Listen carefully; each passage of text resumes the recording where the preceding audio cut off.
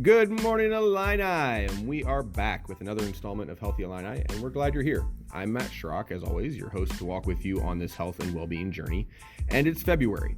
The routine of the semester is set in, and that can be good and bad at times, but perhaps your New Year's resolutions are waning, and we want to give you a boost, especially if that resolution involves any sort of running routine. So we're here to help, and let's jump right in. Today, I'm joined by two of our staff here at McKinley Health Center. I have Michelle Hasselhorst, who is our athletic trainer here in the health ed department. Michelle, thanks for being here. Thanks for having me. And once again, I welcome back Felicia Fordyce. She is the Fitness Health Educator in the health education department as well. Felicia, thanks for coming back. Of course, thank you. Now, it might seem strange to some to be talking about running and that type of exercise right now because it's Illinois, it's winter, and it's cold outside. But why is February a good time to start thinking about getting a running routine going? Especially during the winter months, it's difficult for people to be active. So it's a great sport to just anytime the weather is nice, hop outside, throw on a good pair of shoes and start exercising. It's good to get into a fitness routine when we're not doing much otherwise to stay healthy. And it's not just that it's an easy routine to get into. I should say easy. It's a fairly inexpensive exercise to get into, but there's a lot of health benefits that come from getting into a running routine. Do you want to speak about that just a little bit? Just how many different ways it can impact your health and well-being? Definitely. So it really helps with cardiovascular health overall. Like any sort of aerobic activity definitely does. It can just help to lower your overall blood pressure, lower your resting heart rate over time and everything as well. And then if you struggle with like diabetes or high cholesterol or something, any other type of lifestyle disease as well, running can really help with that and help manage it too. We're also talking about this because there is an event that happens yearly here in the Champaign-Urbana area that is coming up, and it's something that a lot of people get involved in, but that's the Illinois Marathon. And the dates of that, I believe, are April 28th through the 30th. And so that's a good thing to kind of shoot towards, especially if you're starting a new routine. It's always good to have goals. And that's one that you can look at as this is where I want to get to. But, you know, if we're talking about the Illinois Marathon and it's upcoming, there's a lot of listeners probably that are like me that are nowhere near in shape enough to pull off a full marathon, especially in just a couple months. So if we're talking Illinois Marathon, we're talking about running, and I'm just the average casual exerciser, how does this conversation pertain to me? Well, the Illinois Marathon is not just a full marathon, which is nice. It encompasses a variety of distances. So I believe there's a 1 mile race, a 5K distance, 10K, half marathon. There's a relay marathon, which is always fun. It's a group of 4 competing to do the full marathon. And there are what are called I challenges, which are when you run a 5K and an additional race at some point during the weekend. So it encompasses a lot of different distances. And you can do a couple different ones too, like she just said. So you can prepare for like the 5K on Friday, and you can do, what is it, the half marathon the next day? Is that how it usually works? Mm-hmm. Or the full. Yep. And so there is time to get there. I mean, that's in the end of April. We're talking now in February. So about 2 months worth of training to get in there. And we're going to talk a little bit in a minute about how to start training. But as we go into that part of the conversation and the things to look for and the things to think about, McKinley itself is doing something to help with that. And you guys are again, this is not a program that's been done before. Got a little bit of sidetracked by COVID.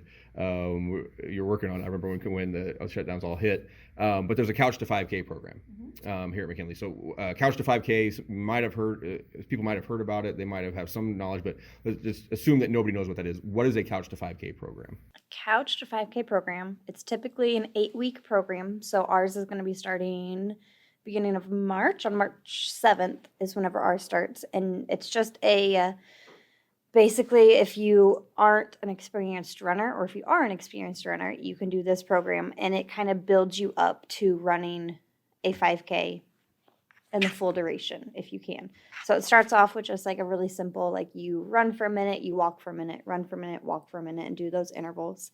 And then the next day, maybe you walk for a minute and run for 2 minutes. Like kind of just slowly build you up and builds up your endurance with that. Whenever it starts, though, here at McKinley, it's going to be on Monday, Wednesdays, and Fridays at noon. And we're going to meet out front here of McKinley and run as a group.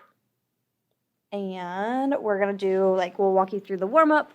We will do a cool down with you and everything as well. And then we'll have all of the workouts posted on, a virtual, usually we do, a group me chat, something like that, so that way you can have everything handy to you as well. And if you're interested in getting signed up for that, we will have the information, the resource information, the contact information in this episode description. You can always call McKinley and speak to the health ed department, and they can get you in touch with Felicia or Michelle. And that's a great way to start on that. It's very simple, and you can go at your own pace, which is something that's nice because for me, when I think running, my brain automatically goes to the people I see on the side of the road that are just churning out miles, high speed, or Olympic races, which is not what running is for most people. When we're talking about running, you're talking about something that's slightly faster than walking for some, the jogging kind of thing. But so if there's somebody listening, if I'm wanting to get back to running, because I haven't for a long time, and I want to get into it, what are some of the things to think about, to focus on when you're just starting out or just starting to get back into it? What are some of the ideas that are important to keep in mind, whether it be your stretching or your running form or things like that? What are things to be mindful of? There's definitely a proper way to warm up before you go on a run. And that includes something as simple as walking for 5 or 10 minutes in order to increase your blood flow, and then going through some dynamic stretches, which are just stretches where you're moving through the stretch. What do you mean by moving through the stretch? And an example might be just doing some leg swings, front and back, side to side, doing walking lunges, maybe some high knees or butt kicks. Do you have any other I think kind of similar to the leg swings, but walking toe touches are another one that I like to do. Yeah, just hip mobility and everything too is really important. So there's hip circles, stuff like that. And then for somebody who's just starting into a running routine, maybe start with just some brisk walking sessions for 20 to 30 minutes at a time. And then over a 6 or 8 week period, you can kind of build up with some jogging in there each session, alternate some walking and jogging. And the Couch to 5K, there are so many apps that you can find and download on your phone. I think it's a really great way to kind of kickstart your fitness. One of the difficulties in talking about this here in this format is it is audio only. And we're talking about stretches, we're going to talk about running form, and sometimes it helps to have the visual with it. There are a lot of videos that McKinley has done that we're still producing and putting out, so those will be in the resources as well. So check those out. Check our website, check our YouTube, our Instagram, all these places. And the Fitness Peers have some really good exercise videos on Instagram. Check all those out if you're not sure what term is, or an idea like a hip swing or walking with a toe touch. If you're not 100% sure, you can look there. You can also contact us at McKinley. We'll be happy to get you in contact with Michelle or Felicia or another provider and allow you to have that personal one-on-one example and guide to get into some of that, because it can be daunting if you hear things, hip mobility. If I don't know what hip mobility is, that's a term okay, I don't know what that is, and I don't want to do the wrong thing, and so it can be a little bit intimidating. But we're here to help, and we want to do that. So we talked about the stretching a little bit. I know one of the things that you do, Michelle, here at McKinley is running evaluations and proper running form and things like that. So as best you can, and without having any visual, how would you describe proper running form? So that's actually one of my favorite things to do here is evaluate somebody's running form. I used to have terrible running form, which involved heel striking, and I had hip and knee and ankle issues from this, and I really hated running at that time. But I attended a lot of classes about proper form, and there's no perfect running form. Everybody's going to be a little bit different, but ideally landing more on the middle part of the foot or the ball of the foot when you're running makes it easier to land with the foot safely under the body as opposed to overstriding, which puts a lot of stress on the joints. And then just having a forward lean when you run to help gravity kind of pull you along with your run. You save a lot of energy that way, and it makes running more enjoyable and can reduce the amount of stress on the joints, and hopefully reduce the amount of injuries that you could have from it. So those are kind of the main components that I like to talk about in shortening your stride. A lot of people think that in order to run faster, you need to have longer strides, but it's actually kind of the opposite. And high knees are the big contributing factor to increasing your speed when it comes to running. So a lot of little things, but they can make a big difference with your running form. And even just working on one or two minor things can make a big difference with your efficiency while running. It's really cool to watch too. Like I've watched a couple of your running evaluations, and just like the videos that you do, just putting like the stickers on the knee or the ankle or somewhere to really like highlight, oh, I need to watch for like this location. I need to make sure that like your knee is going not where it's supposed to go. But it is cool to watch, definitely. Mm-hmm. Yep. So if anybody is interested in a running evaluation, I typically see students who have some sort of injuries, or if you're just interested in meeting for injury prevention purposes while running, I would take you down to our exercise room and, like Felicia said, put stickers on you in different areas and record you from different angles while you would be running. And then we would watch the videos and evaluate any alignment issues, or if there's some muscle imbalances, we can kind of pick up on those. And there's a fancy new treadmill that you're using now, too. Yeah. Well, I can attest to some of this. I did a running eval with you once, and it was just because I was curious, and I wanted to see how it functioned and learn the process.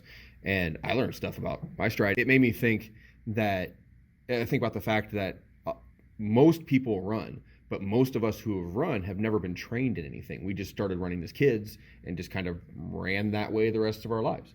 That you run, you think you're getting stronger, but I used to have to stride far because I thought that the longer stride was a better motion, whatever. And then I did the eval, and I found that shortening it actually did help me out a lot. It's still mentally I have to think about it when I do run because I'm so ingrained the other way that I've done it for 38 years, whatever it was.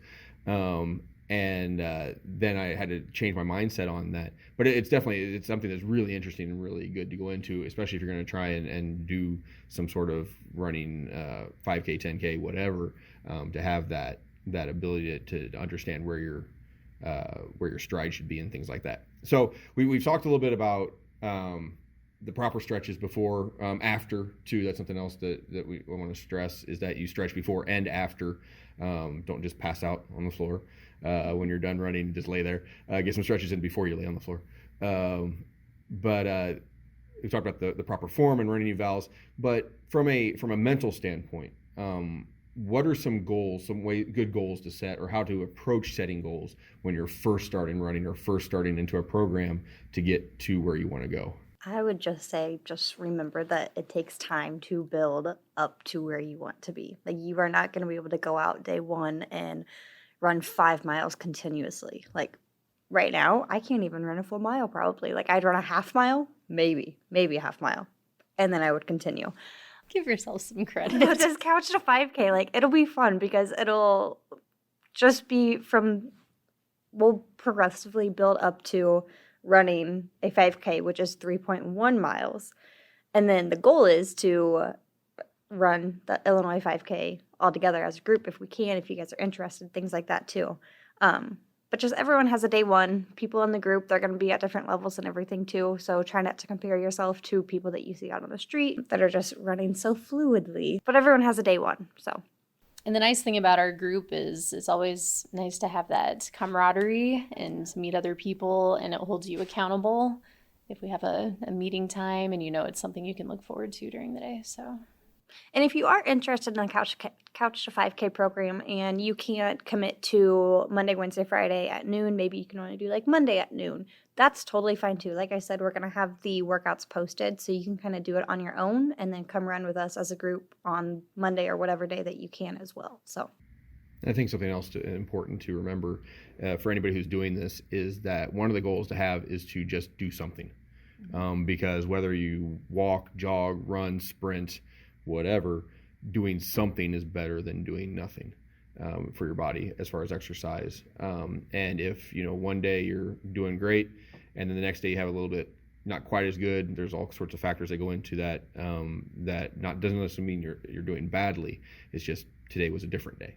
And so those are one of the goals. But I've done the Couch to 5K with you guys, and we're doing it before shutdown happened again. It is nice to have those goals set for you, that this is what I'm looking for this day. I'm running this long and walking this long. That way you have confidence in what the program is, that it's going forward. And it is nice to have other people with you, just to encourage, to have a support and to lean on. So we did talk about stretches before and a little bit of stretching after, but not just stretching. Cool downs after a run are really important. So what would you advise, or what does it mean to just cool down after a run? So whenever you're finished running, slow it down a little bit, do your cool down, maybe just slow down to a brisk walk and then slow down to a little bit of a slower walk until you just come to a complete stop. Don't just come to a complete stop after running. And then make sure to do your static stretches and everything afterwards as well. Focusing on the legs primarily, but get your upper body in there as well. And when it comes to the legs, I feel like the outer hips and the glutes and even the back are really neglected. And I feel like that could lead to a lot of injuries that I tend to see. So make sure you stretch out those glutes and those outer hips, and you can find stretches for all of these things just online. Figure 4 stretch is one of my favorite stretches, definitely. And even using a foam roller, if anybody is familiar with the foam roller, I use the foam roller on a daily basis, and especially after runs, it feels amazing. And that's just another thing you can do to try to help prevent injuries in the long run. Well, you guys, I appreciate you taking the time to talk to me today.